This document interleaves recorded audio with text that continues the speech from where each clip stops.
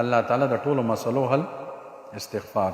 او بل دا خو قرآن آیت دی، په صحیح حدیث کې نبی علیہ السلام فرمایي من لزم الاستغفار جعل الله له من كل ضيق مخرجا ومن كل هم فرجا ورزقه من حيث لا يحتسب.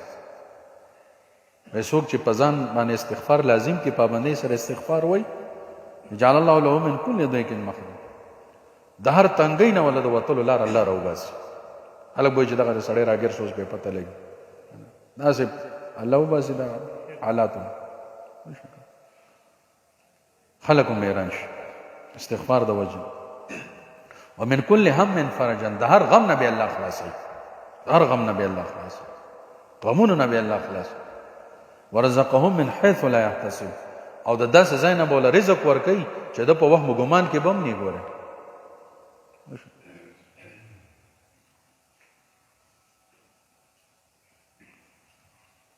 دیو جنا احمد لاہوری رحمۃ اللہ فرمائے وی لاہور والوں تم لوگوں کو وہاں سے رزق ملتا ہے جہاں سے تمہیں نظر آ رہا ہے، اور ہمیں اللہ وہاں سے رزق دیتے ہیں جو ہمارے وہم گمان میں بھی نہیں ہوتا. نہ سے رزق ورکی اللہ تعالیٰ اللہ والا من حیث لا یحتسب، وہم گمان کے لیے اللہ تعالیٰ والا رزق ورکی. نو دا استغفار چې دی نو دا رزق راکاږي. دا استغفار مضبوط وظیفه ده، مضبوط وظیفه. نو په دې سره الله تعالی د دنیا آخرت ټولې مسلې ولول، دنیا مسلې حل شي او الله تعالی ورته بخنم کوي.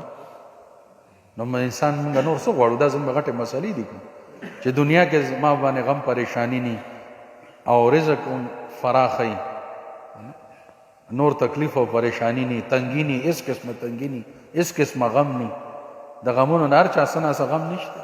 هر یو کس بار د دومره فریاد وکړي خپل غمونه به تا نیر شي.